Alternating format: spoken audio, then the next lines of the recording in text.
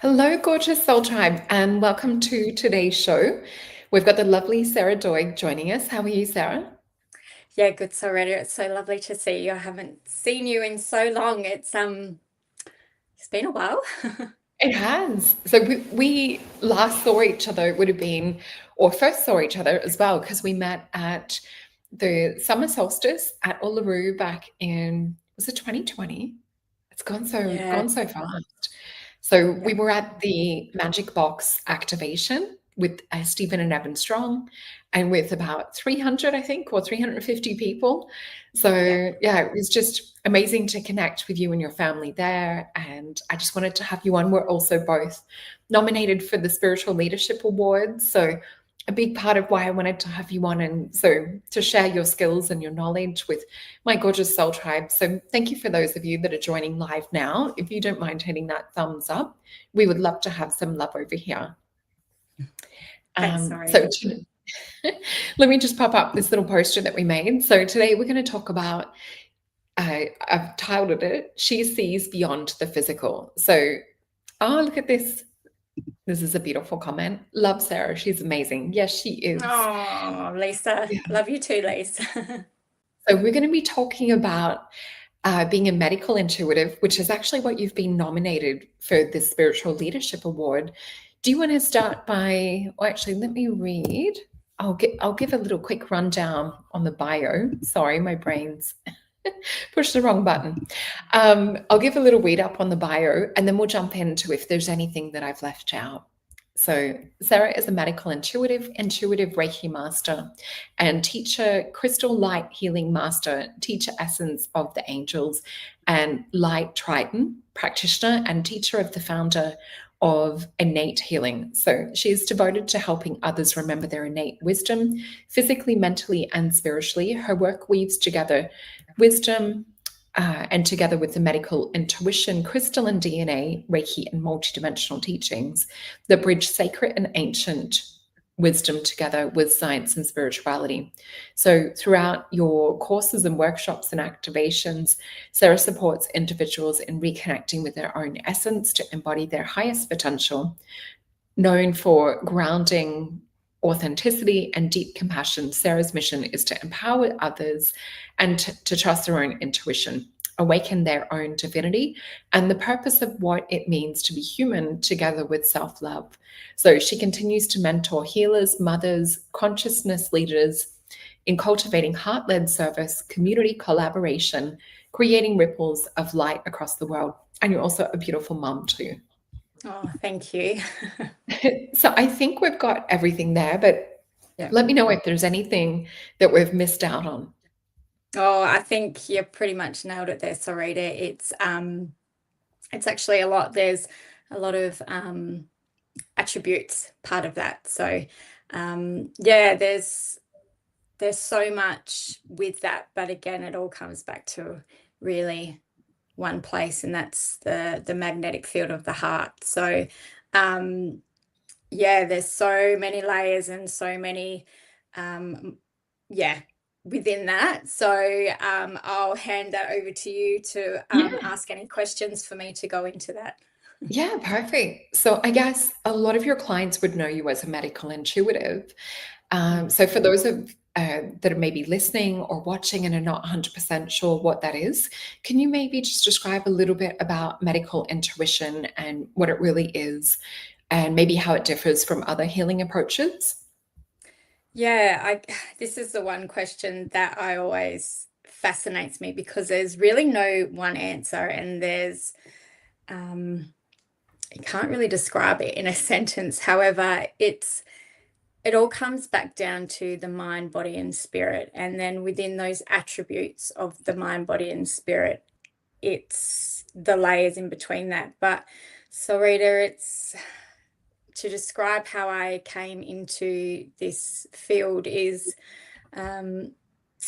so when you come into the spiritual side of everything, I've lived quite outside my body for so long, and tapped into that super consciousness field where it's very mystical and it's very magical, and it is the place that the physical cannot see, but it's just a place of knowing. And throughout time and my own experience, the medical intuitive role has only really integrated when I've been able to surrender into the human being and to really ground into that subconscious level of existing. So again, there's so many layers to it, but it's also it's an attribute that is just inside us, and it's just waiting to be opened. And how that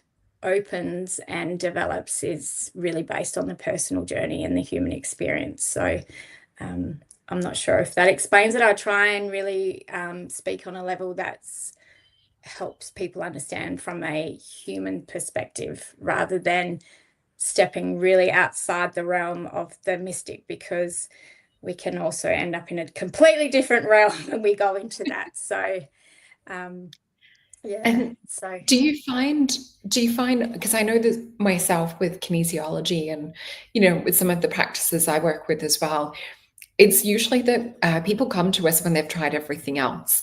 And it's to get to the bottom of something that maybe was not picked up in the mainstream medical side of things, or was maybe not picked up in, therapy or counseling. What sort of clients do you find that you attract? well, there's so many different clients. We can have someone that comes in that is very out of body and has all the answers. However, it's helping them come back into the body to help them understand the wisdom, or it's already inside you. And then we may have someone that comes in that is just broken and wanting answers. However, there is no one answer as well, because it's really tapping into that mystical side as well. So as I was saying, we can either be too out, or we can be not too human, I guess. But there's so many different, and then there's people that could come in that could be speaking a language that is so like mystical, but then the concept of that as well is not very matching what's going on. So it's really, like you're saying, it's just holding space for that client to be held, and just really opening up them to find the answers, because the answer's within us.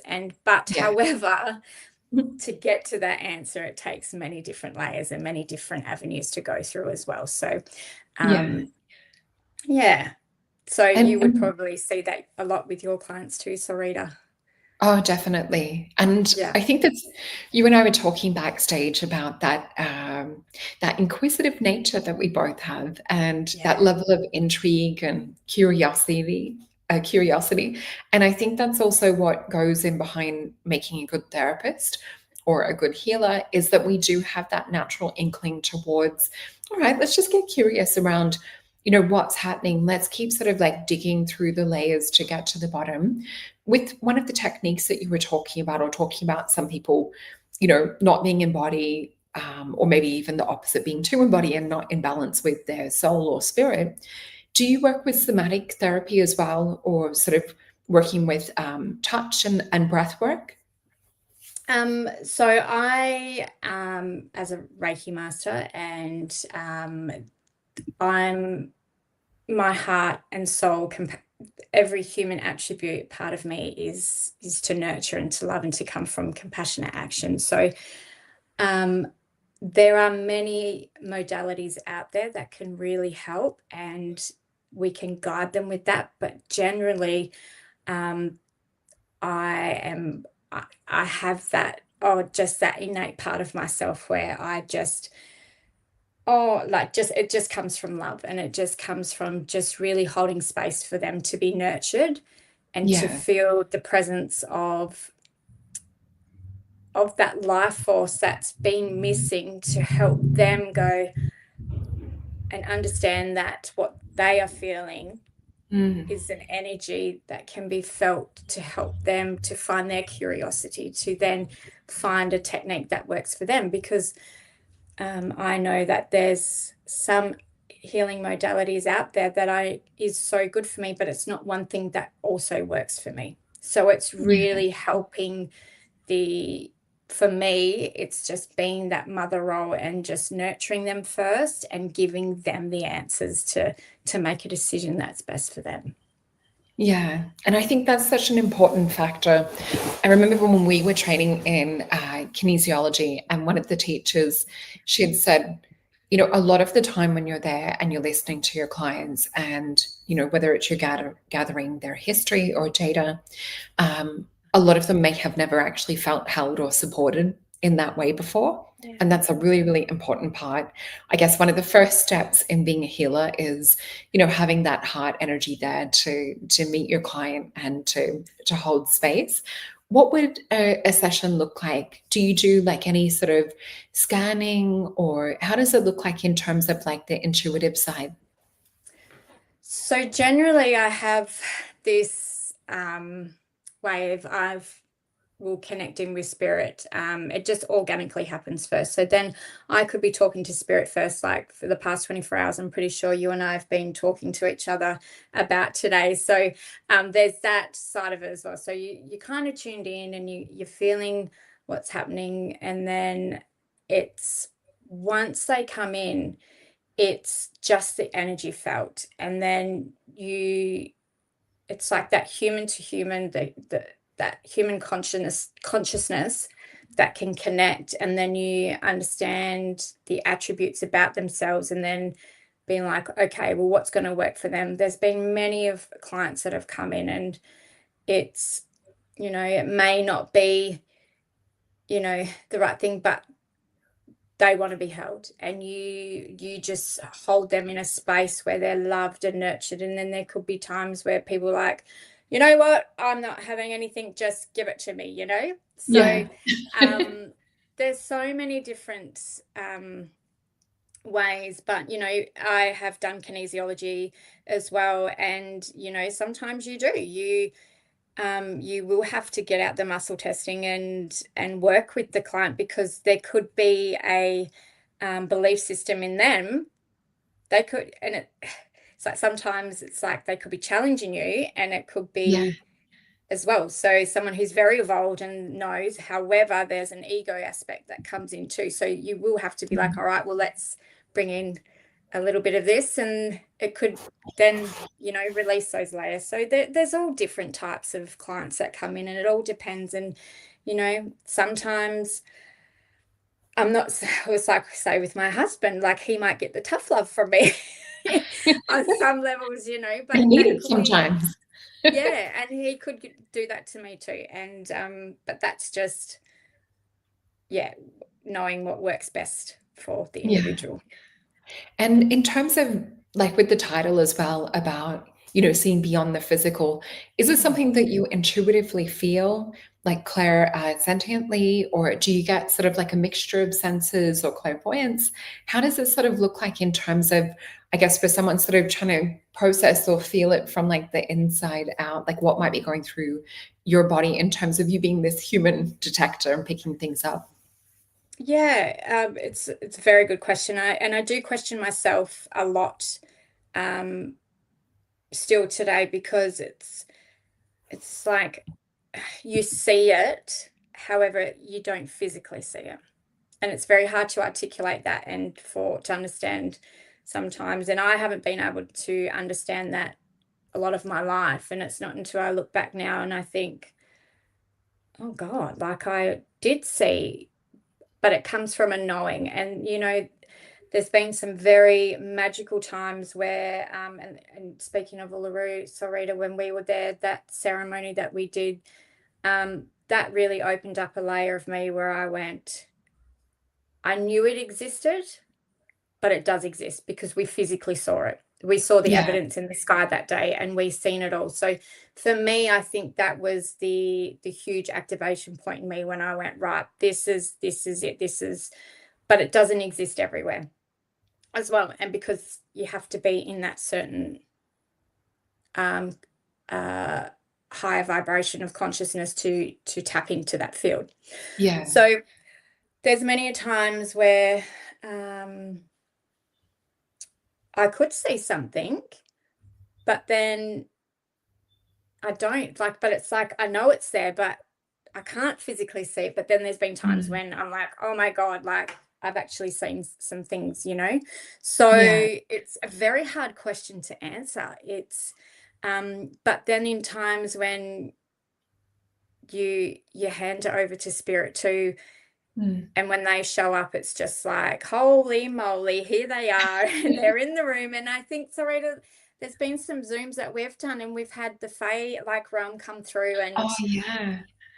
you know, and I'm like, oh my God, I swear to God, that was a fairy that just come through your window We then. And had you're like, so oh, many. Yeah. Oh, yeah. and And you also took the photo of the UFO at Uluru that Stephen and Evan Strong show. well, that was Austin that did that. So I was at the ceremony with everyone, and it wasn't until I got back to the room and he had actually been out, and just that's when his intuition just turned on, and he went, Amazing. I've got to get out there and take photos. So he didn't know what he was taking photos of. And I think, Solreta, I messaged you and Evan first when it was like a Yeah. couple of months later and I'm like, what is this? What is that? Yeah, that was incredible. And, I guess another case of the intuition just kicking in for Austin, your husband. So looking into, I guess, when did you first sort of notice or have that inkling that you had gifts or that you could work with this spiritual energy? It's been with me since I was a very little girl. Yeah, However, it was never spoken about. It was never really, it was kind of really shut off. But there are certain times when I look back and I just have this very beautiful memory of just looking up at the sky and being like, it's going to be okay. And it was that, those little whispers of spirit that comes through, and it's that gentle little word that comes in, and they say it's going to be okay, and it's going to get better.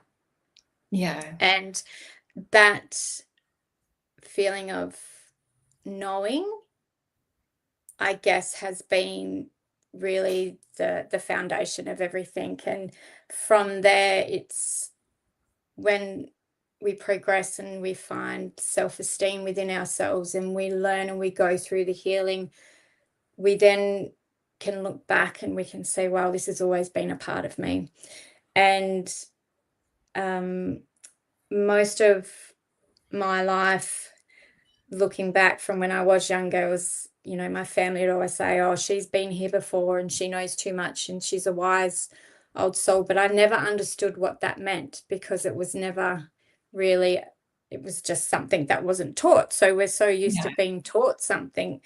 However, one thing that has been coming back to me all morning is, it's like I can see myself as a little girl when she used to sit in her room at times when it was painful for her. And I can see, it's almost like from a holographic view now, that I was surrounded with the star mothers most of the time, and the Pleiadians, and they were there, and they were, the sisters and the guides and stuff. mm, And but for me to articulate that, it's taken a long time to be able to understand that, and to be able to then now welcome them in to really understand where the direct line is coming from, because it's always coming from one place, but it's always evolving, it's always changing. There's a different place we got to get to open up that next gate, I guess, to yeah. understand it all. Because yeah, it's a huge,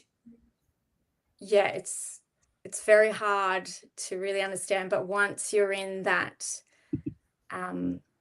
understanding the human attribute of yourself, Mm. I think that's the most powerful place, that opens up the curiosity of that child to then understand the higher message, if that kind of makes sense. I probably went on a Yeah. bit of a tangent there, but No, it's no. such, it's funny, because now the more and more things are evolving, the more of the magic and those memories are coming back online. So, and I think that's what keeps the curiosity alive and makes it even more magical. And and I guess being a mum and seeing my children, I'm like, that's the magic too, where you go, oh my God, this is a part of us all. So Yeah. yeah. And what I love about when you're describing, earlier on in childhood, all of a sudden you just had this massive gold aura, and it's still with you now. And what I see when someone has that, so say like if we're looking at the etheric, which is that little thin white line that you see like around trees and things, you're just like fulfilled with gold is the energy that I'm seeing, which is usually around, like in Tibetan culture, they would call them medicine Buddhas.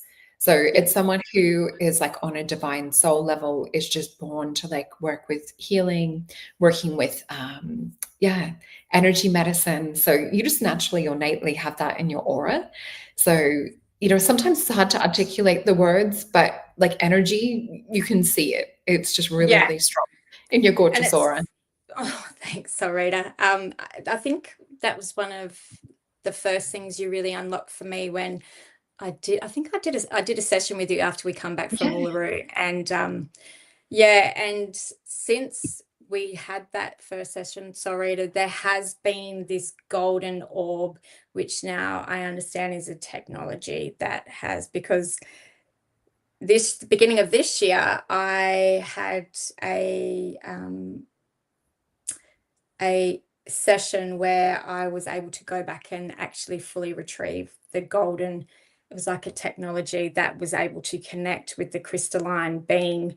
So it's very, that resonates a lot, Solreta. So Oh, cool. it's very interesting. So I actually, this year I went back, and it was went on a very, very huge journey where it was like this technology, this big golden orb, and it was like, it reminds me of the what's it, Hathor in Egyptian Oh, times, how they Hathor? have the sun. It's like the Oh, how they have powerhouse. like the solar disc and things above the head. Yeah. Yeah, it's got that same sort of color. Yeah, it's really Yeah. interesting. And so Yeah. another question for you. So having a look at, I guess this is, combining ancient wisdom that we, I guess as children kind of had this connection to other realms, other worlds. And I think it's not until you get older that you have the words to start to articulate it and start to be able to kind of translate what you were feeling. Because as a child, I think we just think it's all normal, or we're kind of just living in the present moment and being in that experience, or being in that, the art of play. So having a look at, I guess, ancient wisdom, or like your beautiful soul wisdom and spirituality, how would you say that this sort of also connects with the world of science? Have you had to do or learn a bit more about like human anatomy, or do you sort of get taken to different areas in the body when you're working? So over time, I've understood that the wisdom that is taught and through knowledge and information that we can find through ancient teachings or doing courses and stuff, it's something inside us when we delve into that, we go, oh, I already knew that. But like you said, to articulate it and to understand it is that's what's needed. However, from that, the information that comes is not always the answer, because there's also an experience that comes with it too. So we can receive information, but that's when it comes back, like I was saying, Solreta, with the curiosity. So then it's not just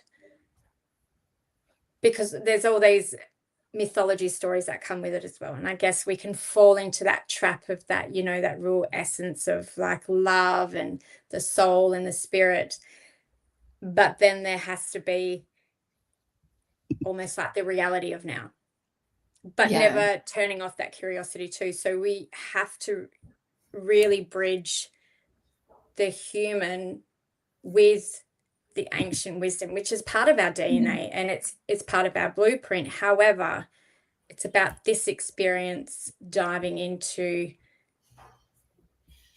that mystical, magical realm as well. So, and when you can bridge it with a place of love, it's just a field beyond measurable.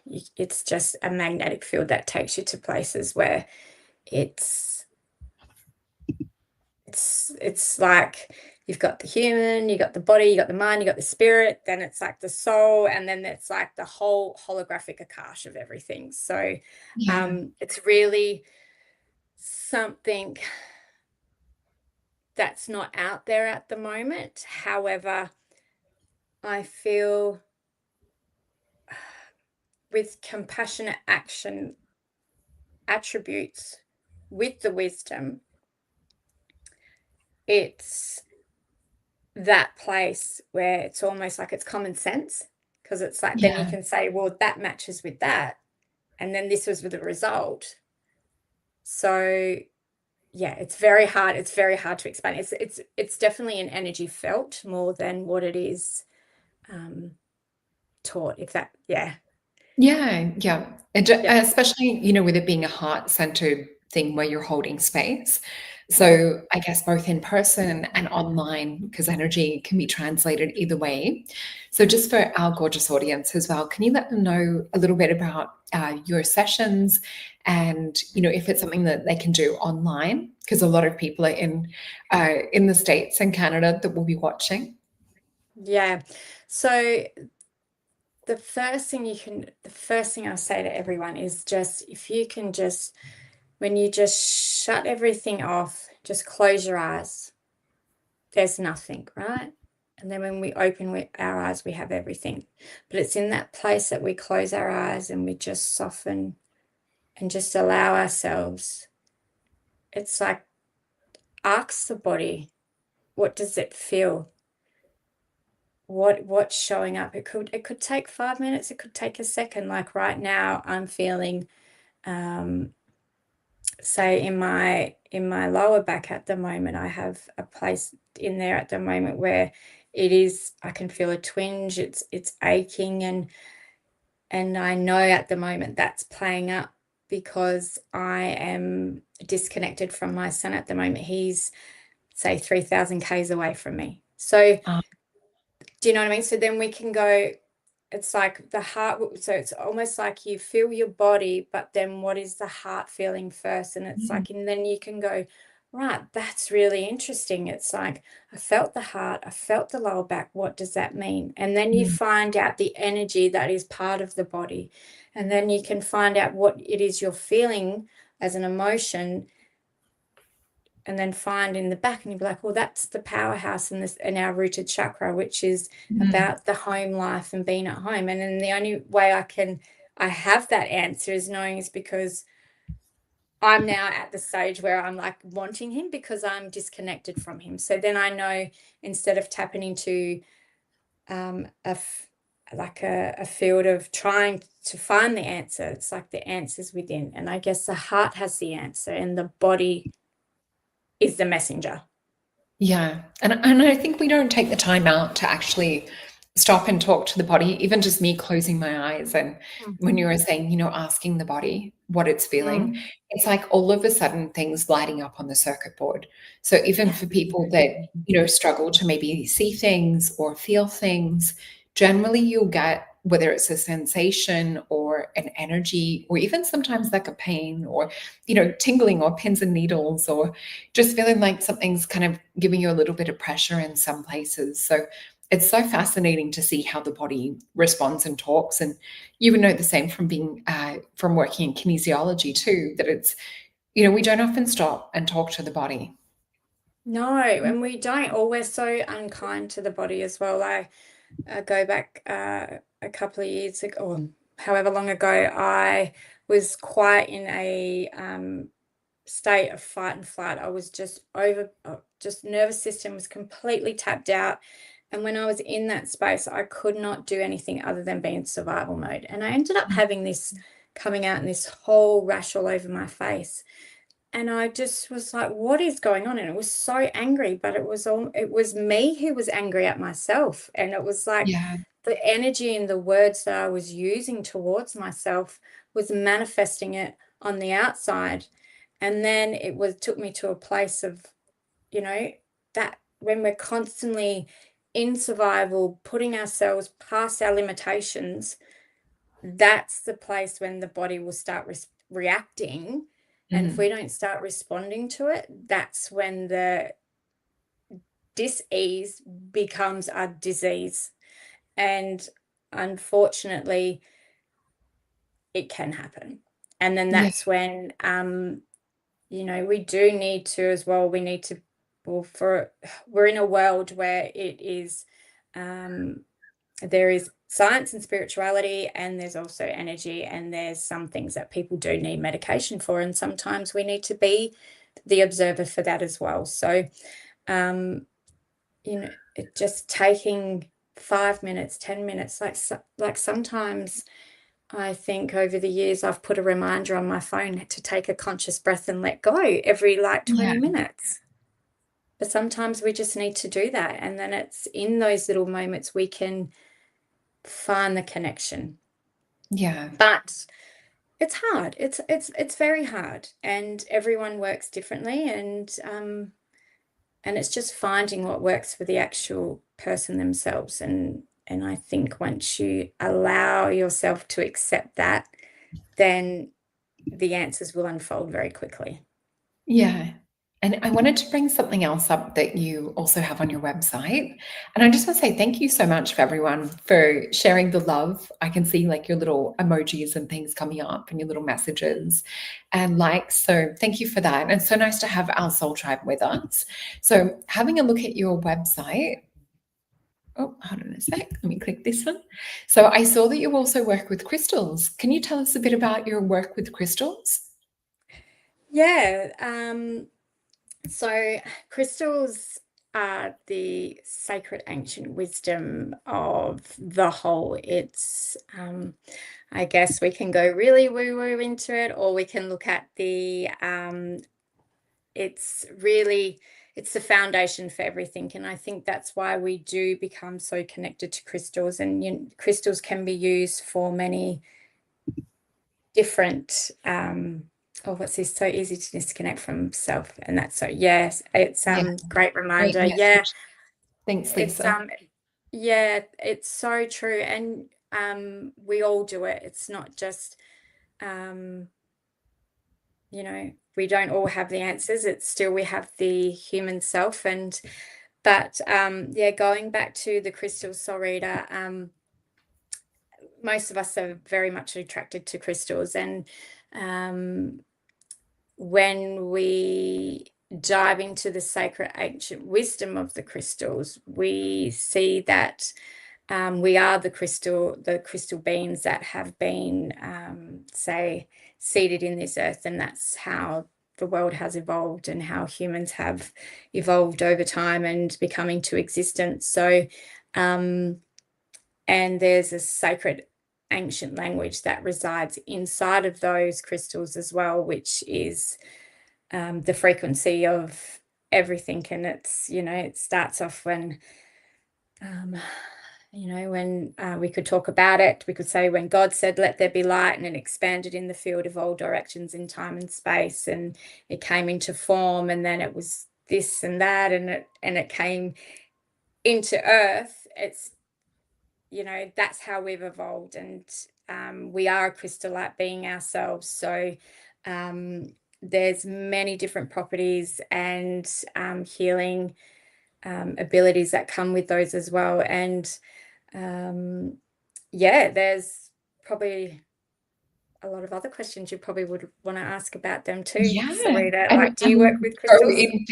Go in deep into the woo. Yeah, definitely. Yeah. I've got so many crystals around, and like my nieces and nephews and my partner's younger daughter, who's 8, love it. Like when they come over and see all the crystals and things, and it's like they want to touch like every single crystal. There's just like, you know, making that connection, that and curiosity. Yeah. I've got to show you one crystal actually. Yeah. Let me just bring this big one over. So, speaking of crystals and consciousness, and my gorgeous audience have seen this one before. This one His name is Al Salador. And Beautiful. it was sitting on my desk. It's now sort of between the desk and the couch. It's Lemurian? It's a giant quartz generator, but I wouldn't be surprised if it's from actual Lemurian times, but it doesn't have the Lemurian striations. But it was sitting on my desk and it's like, hey, like, trying to grab my attention. And it's like, you need to spend time like communicating with me. There's things that I want to talk to you and tell you about. And the first thing that it told me was its name, Al Falador, and that this is the way that that I can connect with it. Oh, we have a question from the lovely Lisa. Go check out her channel as well. You might want to click on her name and have a look at her channel. So she has Litecoin, Lisa Litecoin, I think it might be under, or Litecoin Lisa. We've also got an interview together that you guys will be able to check out that'll be listed in my channel. But yeah, Lisa is asking, how do you choose crystals? Well, they say the crystals choose us. However, yes, but we also it's just a frequency felt.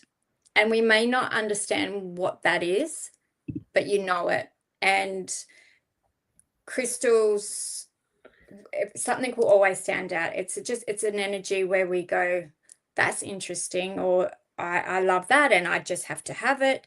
And we may not understand what that is in that moment. However, they are an element, as I said, the element of everything. And we are a form of the crystals. If we go back into Lemurian time, we evolved as Lemurian beings, and we were, when the Pleiadians seeded the Lemurians here and they came into form, we have evolved from that. So it's just something, you just allow it to happen. That's how we choose it. You just allow yourself to feel it, to honor that. Or you could also be really tapped into it and go, well, why am I choosing this? Is it a human behavior where I'm going, I have an obsession where I feel I need it, or is it a want, or is it, what is it? And I think once you can understand that, it could be just you choosing the crystal and then you realizing that you don't really need the crystal because the crystal is you. Yeah. And then there's some crystals, like I have quite some big ones like yourself, Solreta, and they're just planted around the house and I don't actually notice they're there because they're just a constant frequency of light that is always transmitting an energy into the home. And I guess, and then there's other ones where, like, I have a couple here at the moment, which is a Lemurian crystal, and it just sits in my hand so effortlessly, where I have, because there's a part of me where it stops me from fiddling, and it grounds me as well. Like that. Yeah, they're good to have. Yeah. And the palm stones are really good for that. I'll grab a palm stone just for if there's anyone else out there that gets fidgety or sort of like has a little bit of ADHD. Sometimes when I'm doing a show or readings, obviously, just hold, and it anchors and grounds as well. Oh, absolutely. And each crystal has obviously has a color, has a frequency, and it has its properties as well. And at the end of the day, they're all beings of light that just, it's like ourselves. We all carry a frequency of our soul and our light that is a huge part of ourselves. And I guess, we can really, they're I want to say fascinating creatures, but they're not creatures. But they're, Lisa, they're little spirit messages, and sometimes they could open up a huge part of us as well. And I feel like we could just play show and tell all day, showing different crystals, and I love them. We have a question from the gorgeous Amy. She's asking, is there something that we can say to the body when we have anxiety? I've always had it, and sometimes with my nervous system, simple noises, even from a distance, can be felt physically. That's a great question. Yeah, that is a really great question. So what can we say to the body? Well, the first thing I'd say to the body is, body, what is it that is like, what do you need to help me feel safe? Well, not safe, like I say safe because it feels out of body at the moment. And I feel like Mm. um there's a distraction with noises in the background, which is not allowing spirit to come into the body because something is tapping you out of the body. So I would be taking a moment just to sit and feel the body. And in that, there could be, if you put your hand on your heart, or even hand on heart and one on your belly, and really ground into that, you could get the first, like, just tuning into this, I can feel like there's a heavy sadness that's coming in, and it's also much like it's okay. There's just to feel safe, feel the body, and just say, what can I do? Because it's the outside noises that are preventing you to feel the inside noises. And that noise might be just to sit and surrender into releasing some. You might need to just cry. You might need to just feel. It's your nervous system is just wanting to come back in and connect into the body. I don't know if that resonates, but that's just what was coming in. Yeah. And sometimes when we get into anxiety, it can be something that's happened and the nervous system's kind of still stuck on in that flight or flight mode. So definitely Yeah. coming back to the body is such a beautiful practice in terms of Yeah. grounding, reassuring. And we know with anxiety, it's sometimes to do with future stuff. And I was just actually working with a client today, and we were working to do with current anxiety, but it actually was stemming and going back to age 3. So sometimes it's this compound effect, and you can have multiple different ages that will come up as like the little pressure cooker that just sometimes gets to one point where it's like we're spilling over the pot. But Amy saying It could that be. makes sense as well.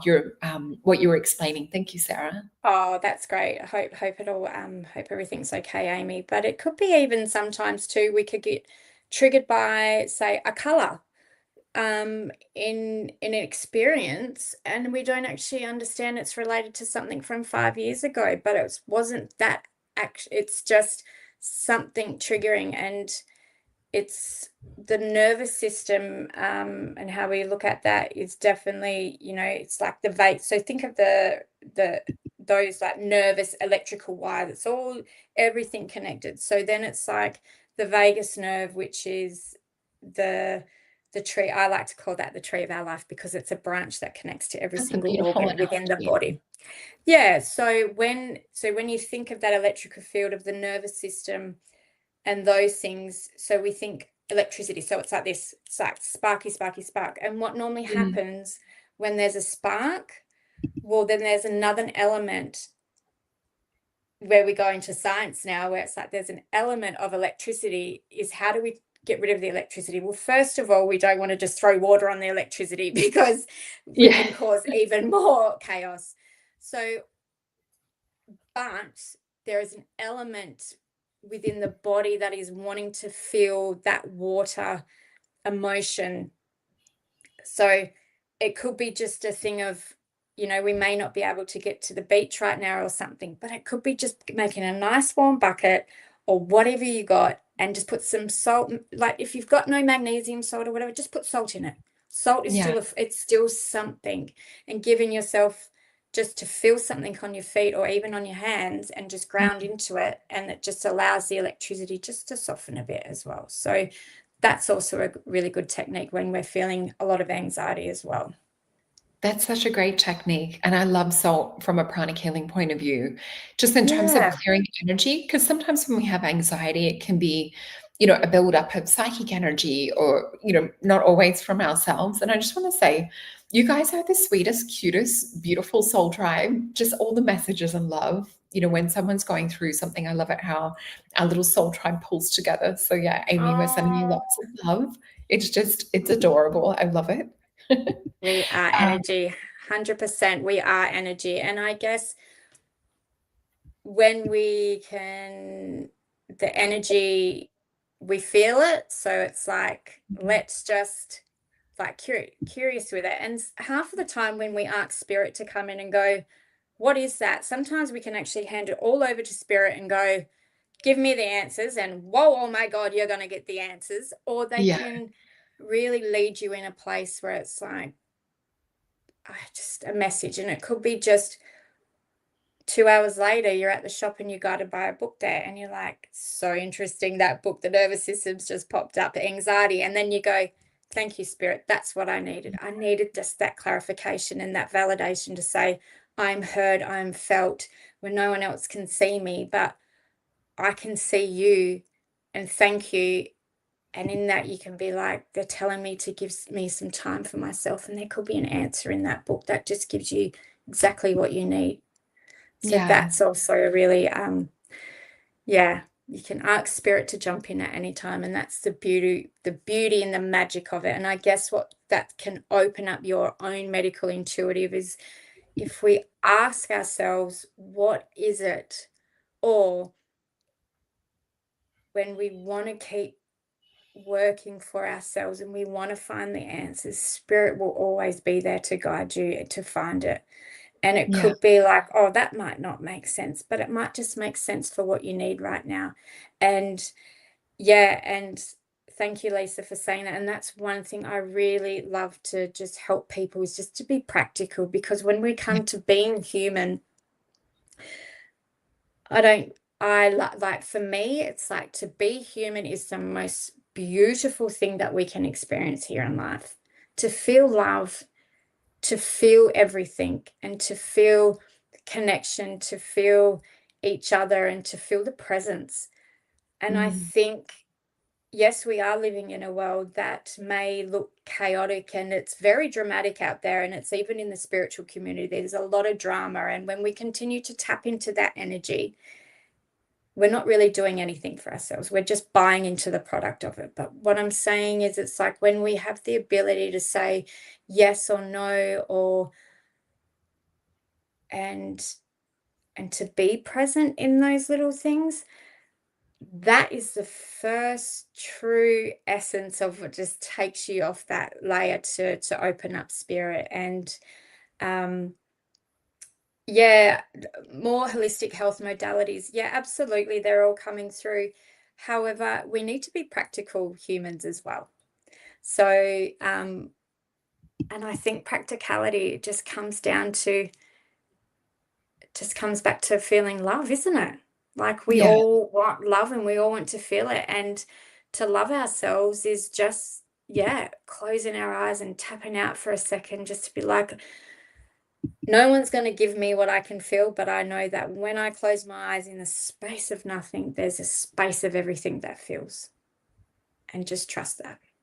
Yeah. And I think we've been so busy, so preoccupied as a collective consciousness that we're not making enough time and space to be present with the self on multiple levels. So I think this is such a beautiful time to do this show and for you to give us these tips and tools. So thank you so much. And I know we're coming to the top of the hour. So one of the questions that Stella wanted to ask as well, and I'll pop this up because you just had your Reiki workshop, I think. Was that one in October?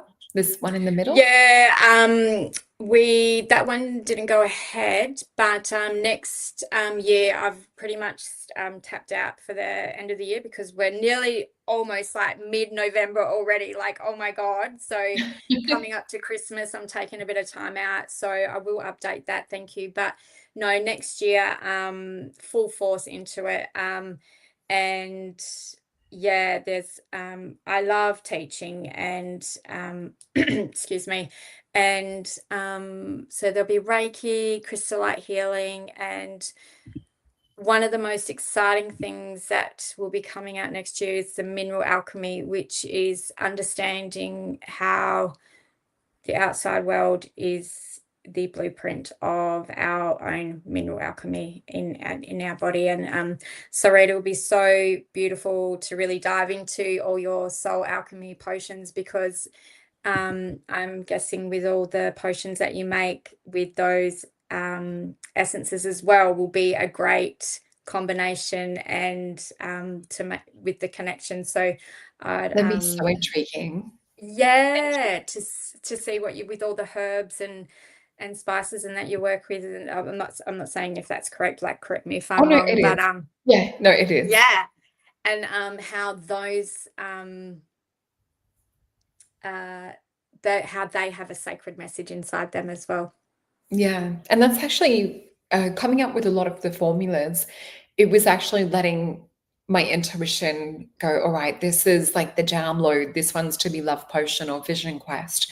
And then it was just like all of the different herbs, flowers, spices just came into alignment. So it was really kind of working also with some of them working more with alchemy and working with, old traditional ways, like with abundance and some of the ingredients in that one. Yeah. Sorry, we're gonna fly. I don't know if you have some. No, and My friend calls them farm fairies, Sophie. I love you bring that up, because recently in Bali this year, I did a perfume workshop, and I was so fascinated that when we went through the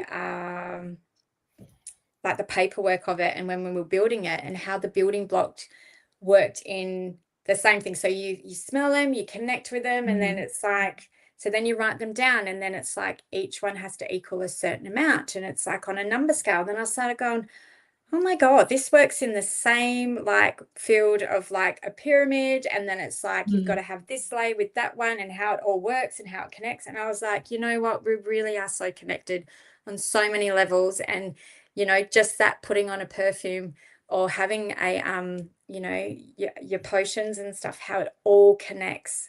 And it can be just that little part that we enjoy doing as humans. Yeah. Following our intuition is the most creative part. Like you said, the intuition just opens up, and then it just flows, and then it's like, oh my God, this is amazing. And Yeah. yeah, and it's just by doing the things that you love to do.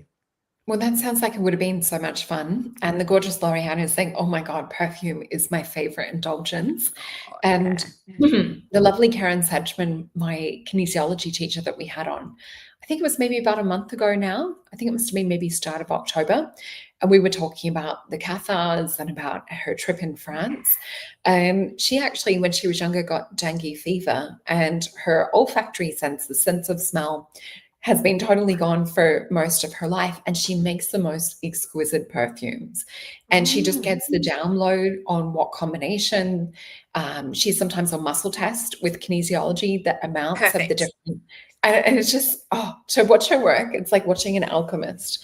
So I think we're so Yeah. lucky to have, beautiful living examples of people that are still working in this way with intuition and with guidance. So we're sort of near the top of the hour. Is there anything that you have coming up apart from the awards that you and I are going to next week, which I can't wait to give you a hug in person? Been so I long since know. I've seen you. So is there anything that you want to mention that people might like to check out?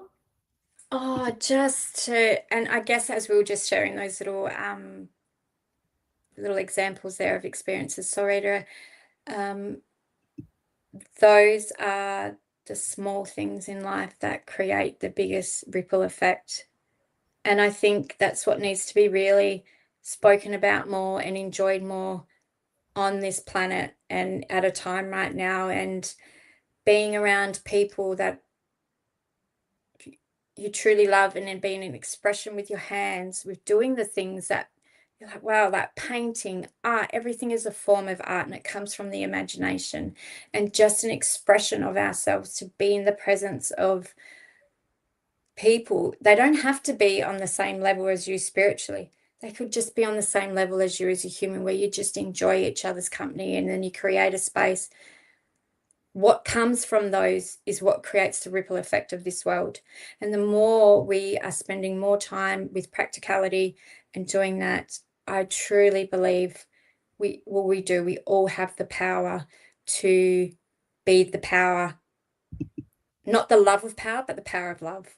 And if everyone can tap into that little side of themselves, that's when the true medical intuitive and the power of connecting with the body takes you to a field that it's just a wisdom unfolding. So I really hope, I'd love to see more people just connect with them, like to see more people connect. So and watch the beautiful beauty words. unfolds. Yeah, and sometimes just being realistic and practical is always could be the best answer. So Yeah. And I just want to pop up before we go too. Remember to grab your potion before we have the next new moon event so that you guys get a free invite to the event. So you'll see here when you scroll over all of the they're different beautiful, potions. Solreta. Thank you, gorgeous. So yeah, you'll be able to come over here and it will have the online event section. And this is the one from last month. So I have to put up the one for next month. But we work together with meditation and also working with letting go of anything that's no longer needed in order to get into alignment to be that best version of self. And I have the last 4 videos to still pop up. So keep an eye out for your zodiac sign.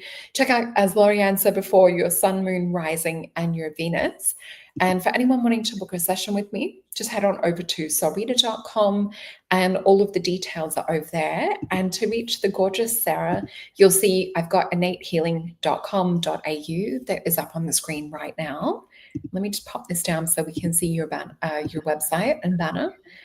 So yeah, you'll see here you can connect with Sarah, learn with Sarah, and you'll see where you can have a look at courses or book a session with her as well. So thank you so much for coming on today. It's been so lovely to share you with my gorgeous soul tribe, and just thank you to our beautiful soul tribe too for tuning in.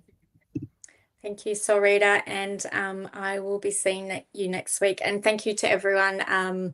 Maybe next time we can really dive in and tap into that mystical side of the realm. But it was great to connect with you, Solreta. I enjoy every moment I get to connect.